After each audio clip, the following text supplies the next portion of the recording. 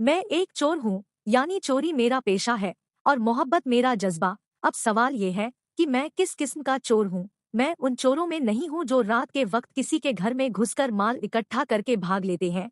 इस तरह की चोरी अपने बस का रोग नहीं है, बल्कि मैं जरा दूसरी किस्म का चोर हूँ। मेरी एक दुकान है, बहुत बड़ी, और यही दुकान मेरी चोरी का अड्डा है। मैं ऐसे बहुत से दुकानदारों को जानता हूँ जो बड़ी ईमानदारी और शराफत से अपनी दुकान चला रहे थे, लेकिन तबाह होकर रह गए क्योंकि ईमानदारी हर एक को रास नहीं आती। उन्हीं लोगों की हालत देखकर मैंने जब दुकान खोली तो ये सोच लिया कि मेरी दुकान में सिर्फ और सिर्फ बेईमानी हुआ करेगी, और मुझे उसके मौके भी हासिल थे। मेरी दुकान एक ऐसे इलाके में है जहाँ दूर दूर तक कोई और दुकान नहीं है, इसीलिए इस इलाके के लोग मेरी दुकान पर आते हैं और मैं उनकी मजबूरी से फायदा उठाता हूँ। हर चीज मेरी दुकान में दूसरी दुकानों के मुकाबले महंगी है, इसके बावजूद दुकान खूब चलती है। एक दिन मेरी दुकान के सामने एक गाड़ी आकर रुकी और एक लड़की गाड़ी से उतरकर दुकान की तरफ बढ़ने लगी। दुकान का काउंटर ऐसी जगह पर है जहां से बाहर देखा जा सकता है। वो लड़की इसीलिए दिखाई दे गई थी। उस गाड़ी में एक और लड़की भी थी जो गाड़ी चला रही थी, और वो ड्राइविंग सीट पर ही बैठी रही थी, जबकि दूसरी लड़की गाड़ी से उतरकर दुकान की तरफ आ गई थी। वो बहुत सुंदर लड़की थी, लेकिन उसका लिबास ज्यादा कीमती नहीं था। हो सकता है कि वो कोई मुलाजमा हो। वो सीधी काउंटर की तरफ आई थी। मैंने अब उसे गौर से देखा, उसने अपने हुस्न से मुतासिर कर दिया था। उस वक्त दुकान में कोई और ग्राहक भी नहीं था, इसलिए मैंने पूरी तरह उसकी तरफ तवज्जो कर ली। मैंने अपने होठों पर मुस्कुराहट बिखेरते हुए कहा, फरमाइए क्या चाहिए आपको। उसने एक मशहूर टेलकम पाउडर का नाम बताया। बाजार में उसकी कीमत 30 रुपए थी, लेकिन मैं अपनी हरकत से कैसे बाज आ सकता था, इसीलिए मैंने उसे 35 रुपए बता दिए। उसने एक शब्द कहे बगैर वो रकम अदा की और डब्बा लेकर वापस चली गई। मैं उसकी तरफ देखता रहा, वो गाड़ी में जाकर बैठ गई। फिर न जाने क्या हुआ कि उसकी मालकिन भी गाड़ी से उतरकर दुकान की तरफ आने लगी। उसके साथ वो भी थी जो कुछ परेशान सी मालूम हो रही थी। दोनों काउंटर की तरफ आई। पाउडर का डब्बा मालकिन के हाथ में था, जो खुद भी एक लड़की ही थी, लेकिन इतनी सुंदर नहीं थी। उसने बड़े गुस्से से पाउडर का डब्बा काउंटर पर रख दिया और कहा, हद हो गई, आपने इस डब्बे के 40 रुपए लिए हैं। मैंने बौखलाकर पहले वाली की तरफ देखा और इसी वक्त उसने अपनी एक आंख दबा दी। बस एक लम्हे के लिए मैं बौखलाया था, फिर बात समझ में आ गई। वो लड़की खुद भी चोर थी। 5 रुपए मैंने मारे थे और 5 रुपए का घपला वो कर गई थी। मालकिन ने दोबारा पूछा, बताओ ना कितने पैसे लिए हैं तुमने। मैंने कहा, मुझे ध्यान नहीं रहा था। मैंने बात बनाते हुए कहा, हो सकता है कि पैसे देने में गलती हो गई हो, वरना इसकी कीमत तो 35 रुपए है। ये लीजिए अपने 5 रुपए। मैंने 5 का एक नोट काउंटर से निकालकर उसकी तरफ बढ़ा दिया। नोट लेकर वो दोनों वापस चली गई। जाते जाते उस लड़की ने मुड़कर शुक्रगुजार निगाहों से मेरी तरफ देखा और मैं जल्दी से मुस्कुरा दिया। ये मेरी कारोबारी जिंदगी का पहला ऐसा वाकया था। वो लड़की तो मुझसे भी 2 हाथ आगे की चीज निकली थी। हो सकता है कि उसके साथ कुछ मजबूरियां हो, लेकिन 5 रुपए से मजबूरियां कहाँ दूर हो सकती हैं। मेरे लिए उसमें दिलचस्पी की बात सिर्फ एक थी कि लड़की सुंदर थी। मैं उसे भूल नहीं सका। दिल चाहता था कि वो आए तो उससे पूछूं ये क्या मामला है। 1 हफ्ते बाद वो फिर आ गई और इस बार वो बिल्कुल अकेली आई थी। ये इत्तेफाक था कि उस वक्त भी दुकान में कोई नहीं था।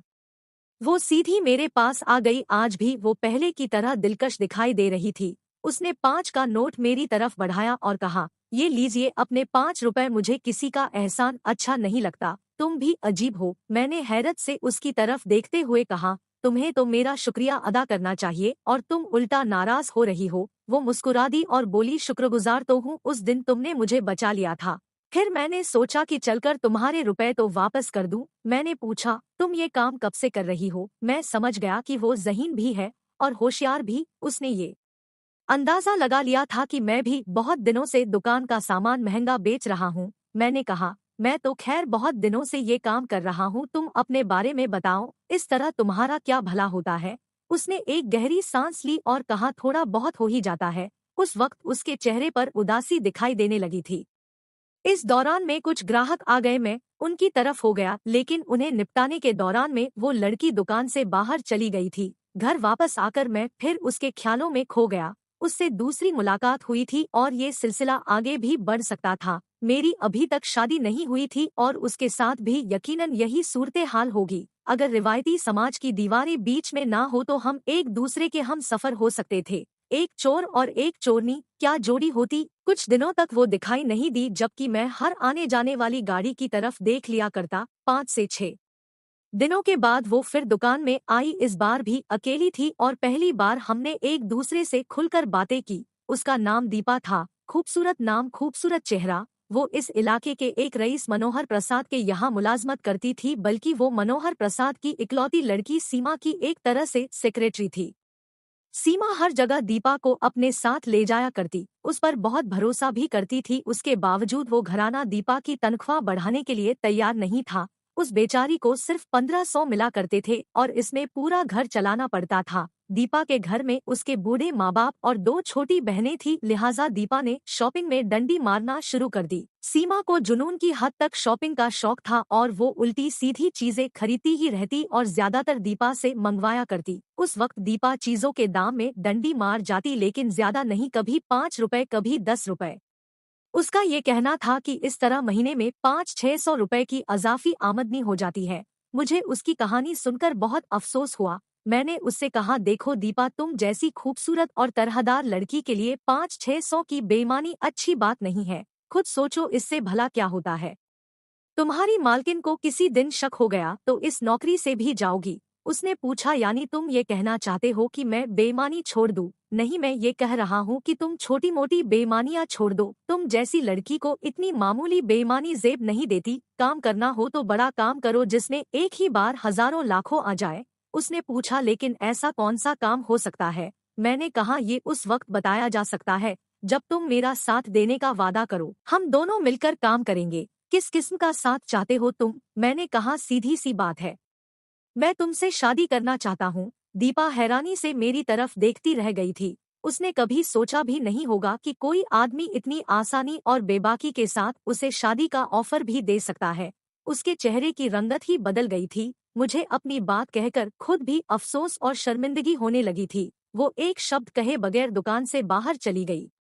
मैं बहुत पछता रहा था। मेरा भी दिमाग खराब हो गया था जो मैंने डायरेक्ट पहली मुलाकात में ऐसी बात कह दी थी। 1 हफ्ते के बाद वो फिर आई। इस बार अपनी मालकिन सीमा के साथ आई थी। सीमा गाड़ी में बैठी रही थी। दीपा के चेहरे पर गंभीरता थी। उसने घी का एक डब्बा खरीदा और जब कीमत देने लगी तो मैंने कहा, दीपा, मुझे अपनी गलती का एहसास है, प्लीज तुम अपनी नाराजगी खत्म कर दो। वो मुस्कुरा दी और बोली, लेकिन मैं नाराज नहीं बल्कि हैरान हूँ। उस दिन जो आपने मेरी जिंदगी की इतनी बड़ी बात कही थी तो मैं बौखला कर चली गई थी, वरना कोई और बात नहीं है। अच्छा, मैं फिर आऊंगी। उसने मेरा दिल खुश कर दिया था। वो नाराज नहीं थी। उसका लहजा ये बता रहा था कि उसे मेरी पेशकश से खुशी हुई है।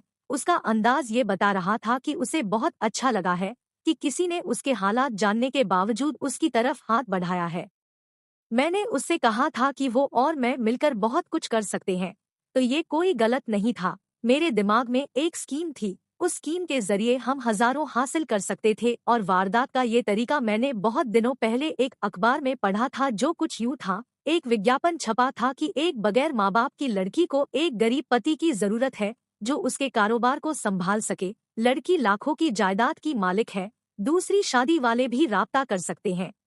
विज्ञापन में एक शादी दफ्तर का नाम और पता छपा हुआ था जिसके जरिए उस लड़की से मिला जा सकता था। अब लोग इस शादी दफ्तर में पहुंचते हैं।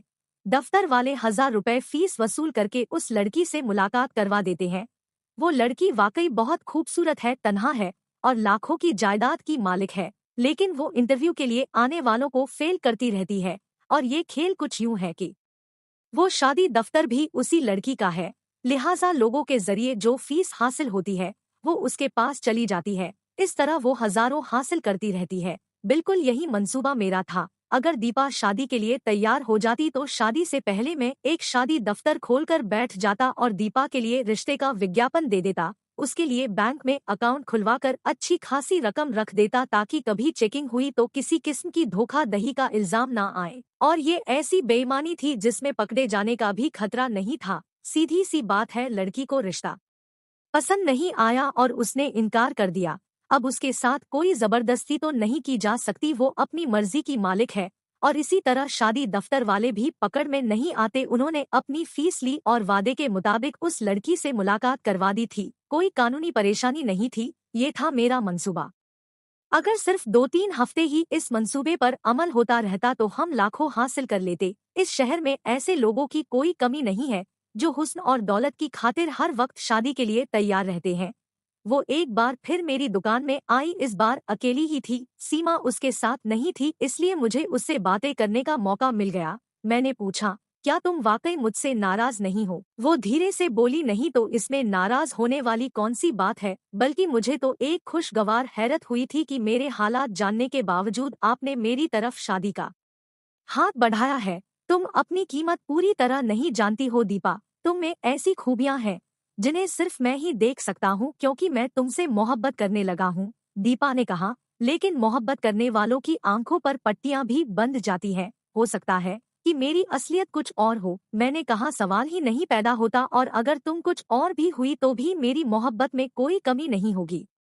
उसने कहा, ये काम हम अपनी शादी के बाद क्यों नहीं कर सकते? ये बहुत बड़ी हिमाकत होगी, बल्कि जुर्म होगा। अगर शादी के बाद पता चल गया कि शादी दफ्तर का मालिक और जिस लड़की के लिए विज्ञापन छपा है वो दोनों पति पत्नी है, तो ये बहुत बड़ा जुर्म होगा। इसीलिए जो कुछ करना है शादी से पहले करना होगा। उसने कहा, मैं सोचकर जवाब देती हूँ। मैं भी उसे मजबूर नहीं करना चाहता था, क्योंकि वो लड़की थी और पूरा खानदान उसके साथ था। वो मेरे साथ शादी का फैसला अपनी मर्जी से नहीं कर सकती थी। उसे अपने घर वालों को बताना था, उनसे इजाजत लेनी थी। लड़कियों के साथ यही मजबूरियां हुआ करती है। हम मर्दों का क्या है, उठे और उठकर जो भी चाहा कर डाला। मैंने उसे सोचने का वक्त दे दिया। कुछ दिनों के बाद उससे फिर मुलाकात हुई। ये मुलाकात दुकान में नहीं बल्कि बाहर हुई थी। मैं उसे खाना खिलाने एक होटल में ले गया था। उसने मेरे पूछने पर बताया कि वो अभी तक कोई फैसला नहीं कर पाई है। वो बहुत उलझी हुई थी। मैंने कहा, तुम्हारी ये झिझक देखकर मुझे खुशी हो रही है दीपा, इसलिए कि तुम में अभी तक झिझक मौजूद है और तुम इन लड़कियों में से नहीं हो जो अपने तौर पर बेधड़क कोई फैसला करती है और उस पर अमल कर बैठती है। तुमने अपनी शर्म को सुरक्षित रखा है। उसने एक गहरी सांस ली। हाँ, मैं ऐसी लड़की नहीं हूँ। मेरी मजबूरियाँ मुझसे गलत काम करवा रही थी, और वो भी कोई ऐसा काम नहीं था जिससे इज्जत पर आंच आए। लेकिन अब तुमने जो पेशकश कर दी है उसने मुझे सोचने पर मजबूर कर दिया है। मैंने कहा, तो फिर आराम से सोचकर जवाब दे देना। अगर तुम कहो तो इस सिलसिले में मैं तुम्हारे घर वालों से भी बात कर लूं। वो जल्दी से बोल पड़ी, नहीं, अपने घर वालों से मैं खुद ही बात कर लूंगी। आपके जाने से बात खराब हो सकती है। कुछ दिन और गुजर गए, मेरी बेकरारी बढ़ती गई। मैं ये चाहता था कि दोनों काम जल्द ही हो जाए, यानी उस मंसूबे पर काम भी जल्दी शुरू हो जाए और दीपा भी मेरी हो जाए। फिर एक दिन वो खुशखबरी लेकर मेरे पास आ ही गई। उस दिन वो बहुत खुश थी। उसने मुझे बताया, मैंने घरवालों से बात कर ली है, वो राजी हो गए हैं। लेकिन मैंने अपने मंसूबे के बारे में कुछ नहीं बताया। मैंने कहा, क्या पागल हो गई हो? उनको बताना भी नहीं, वरना वो किसी बेईमान आदमी से तुम्हारी शादी हरगिज नहीं होने देंगे। हम बहुत देर तक आइंदा दिनों की बातें करते रहे। उस मंसूबे पर भी बात होती रही। मेरे ख्याल के मुताबिक उस मंसूबे में कोई कमी नहीं थी। वो एक बेदाग मंसूबा था और कानून की पकड़ में भी नहीं आता था। वैसे तो दुकान के जरिए आमदनी हो ही रही थी, लेकिन छोटी मोटी चोरियों से कुछ भी नहीं हो रहा था। किसी चीज के दाम बढ़ा दिए और बजाय 10 के 15 रुपए ले लिए, इससे क्या फर्क पड़ता था? लेकिन शादी दफ्तर वाला प्लान ऐसा था कि कामयाबी की सूरत में हजारों रुपए रोज की आमदनी हो जाती। अगर दिन भर में 3 शिकार भी फंस गए तो 3,000 रुपए रोजाना, और ये कोई मामूली बात नहीं थी। अब मुझे जल्दी कुछ इंतजाम करने थे। सबसे पहला काम तो दुकान फरोख्त करना था और वो रकम दीपा के अकाउंट में जमा करनी थी। इसके अलावा एक शादी दफ्तर का बंदोबस्त करना था। फिर दीपा के लिए किराए के मकान की तलाश थी, ताकि वो इस मकान में अपने घरवालों के साथ रह सके और वहीं रिश्तों के लिए आने वालों से मुलाकात कर सके। दीपा ने इस सिलसिले में भी अपने घरवालों को राजी कर लिया था। वो बेचारे बेहतर भविष्य की खातिर उस प्लान में साथ देने के लिए तैयार हो गए थे। मेरी दुकान चूंकि बहुत मुनासिब मुकाम पर थी और चलती हुई थी, इसीलिए बहुत अच्छे दामों में बिक गई और मैंने वो सारी रकम दीपा के नाम से बैंक में रखवा दी। उस मौके पर दीपा खुद मेरे साथ बैंक तक गई थी, यानी मेरे मंसूबे का एक मरहला मुकम्मल हो चुका था। दीपा एक दौलतमंद लड़की बन चुकी थी और अब मुझे शादी दफ्तर के लिए एक दफ्तर की जरूरत थी। बहुत भागदौड़ के बाद एक दफ्तर मिल ही गया। ये 2 कमरों का एक छोटा सा लेकिन साफ सुथरा दफ्तर था। मैंने सोचा कि खुद कोई कदम उठाने से पहले दीपा को भी वो दफ्तर दिखा दिया जाए। अगर उसे पसंद आ गया तो फौरन ले लिया जाएगा। लेकिन दीपा 2-3 दिनों से मेरे पास नहीं आई थी। हो सकता था कि उसकी तबीयत खराब हो गई हो। ये सोचकर मैं उसके घर की तरफ चला गया। मैं उसके घर वालों से मिल चुका था, बहुत अच्छे लोग थे। लेकिन वो अच्छे लोग मोहल्ले वालों के कहने के मुताबिक 2 दिन पहले ही घर छोड़कर कहीं जा चुके थे। मैंने एक पड़ोसी से पूछा, क्या आप बता सकते हैं कि ये लोग कहाँ गए होंगे? पड़ोसी ने कहा, जिन्हीं हमें नहीं मालूम, सिर्फ इतना जानते हैं कि दीपा का पति आकर सबको अपने साथ ले गया है। दीपा का पति? मेरे पैरों तले जमीन निकल गई थी। ये आप क्या कह रहे हैं? उसका पति कहाँ से आ सकता है? अभी उसकी शादी कहाँ हुई है? पड़ोसी ने कहा, 2 साल पहले ही उसकी शादी हो चुकी है। उसने मुस्कुराते हुए बताया, यकीन न हो तो मोहल्ले वालों से पूछ लो। लेकिन आप इतना परेशान क्यों हो रहे हैं? आपका दीपा से क्या संबंध? अब मैं उसे क्या बताता कि मेरा उससे क्या संबंध है? और मैं जो इतनी आसानी से बर्बाद हुआ हूँ, तो ये बर्बादी दीपा के हवाले से मेरे मुकद्दर में लिखी हुई थी। मैं उसी वक्त एक टैक्सी पकड़कर उस बैंक में पहुंच गया जहां मैंने दीपा का अकाउंट खुलवाया था। मेरे बदतरीन अंदेशे मेरे साथ थे और ये अंदेशे उस वक्त सही साबित हो गए जब ये पता चला कि दीपा ने सारी रकम बैंक से निकलवा ली है। बैंक वाले उसे रोकने का कोई अख्तियार नहीं रखते थे क्योंकि अकाउंट उसी के नाम था। किस्सा ये कि उसने मुझे तबाह कर दिया, बर्बाद कर दिया। मैं कहीं का भी नहीं रहा। मैंने बेईमानियां करके बरसों में जो दौलत इकट्ठी की थी वो जरा सी देर में मेरे हाथों से निकल गई। मैं गरीब आदमी होकर रह गया।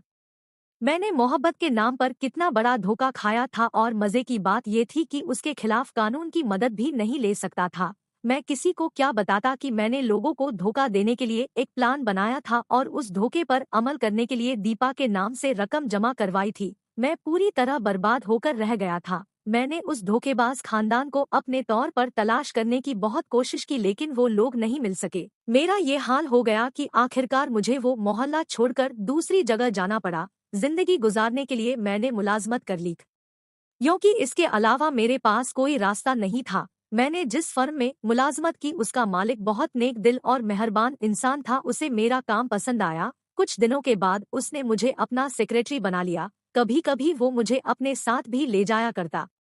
ये मेरी जिंदगी का दूसरा दौर था। कहाँ तो ये हाल कि मैं खुद अपनी मर्जी का मालिक था, और कहाँ ये हाल कि मैं किसी और के अंडर में काम कर रहा था। और ये सब नामुराद मोहब्बत का किया धरा था, वो मोहब्बत जिसने मुझे किसी काबिल नहीं रखा था। एक दिन मैं अपने बॉस के साथ उसकी गाड़ी में जा रहा था कि एक सड़क पर बॉस ने अचानक ड्राइवर को गाड़ी रोकने का इशारा किया। ड्राइवर ने गाड़ी एक तरफ खड़ी कर दी थी। बॉस ने अपनी जेब से 500 का एक नोट निकालकर मेरी तरफ बढ़ाते हुए कहा, देखो वो सामने स्टोर में क्यूबा के सिगार मिलते हैं, प्लीज जाकर ले आओ। बॉस ने जिस स्टोर की तरफ इशारा किया वो एक बड़ा स्टोर था जिस पर एक बड़ा सा बोर्ड लगा हुआ था, सस्ता स्टोर। न जाने दुकान वाले ने अपनी दुकान का ऐसा नाम क्यों रखा था। बहरहाल मैं उस स्टोर में दाखिल हो गया। वो एक शानदार और बहुत बड़ा स्टोर था। हर चीज बहुत सलीके की थी और उसके काउंटर पर वही बैठी हुई थी, वही दीपा जिसने मुझे तबाह किया था, जिसने मुझे धोखा दिया था। उस स्टोर की वही मालिक थी। मैंने उसके पास पहुंचकर अपनी चीज मांगी। मुझे देखकर जरा सी देर के लिए उसके चेहरे का रंग उड़ गया था, फिर उसने खुद को संभाल लिया। वो ये बताने की कोशिश कर रही थी कि मैं उसके लिए अजनबी हूँ। ये सिगार बॉक्स कितने में दे रही हो तुम? मैंने डब्बा उसकी आंखों के सामने लहराते हुए पूछा। 220 रुपए में, उसने जवाब दिया। क्यों, क्या 20-30 रुपए ज्यादा नहीं लोगी? मैंने तंज भरे लहजे में पूछा। उसने जवाब दिया, जिन्हीं हम बेईमानी नहीं करते, क्योंकि इस तरह की छोटी छोटी बेईमानियां करने वाले बहुत घाटे में रहते हैं। वो सच कह रही थी। मैंने अपनी दौलत अपनी दुकान में छोटी छोटी बेईमानियों के जरिए हासिल की थी और अब मेरा ये हाल हो गया था। उसी लम्हे बॉस ने हॉर्न बजाना शुरू कर दिया। मैंने उस पर एक गहरी नजर डाली और थके कदमों दुकान से बाहर आ गया। इतिहास ने अपने आप को कितने बेरहम अंदाज से दोहराया था। प्यारे दोस्तों, अगर आपको मेरी कहानियाँ पसंद आती है तो प्लीज मेरे चैनल को सब्सक्राइब कर दीजिए और लाइक और कमेंट भी किया करें, ताकि मैं आपके लिए और अच्छी से अच्छी कहानियाँ अपलोड कर सकूं। आप लोग वीडियो देखते तो हैं लेकिन चैनल को सब्सक्राइब नहीं करते हैं। आपके लाइक, सब्सक्राइब और कमेंट्स करने से मुझे बहुत हौसला मिलेगा। शुक्रिया।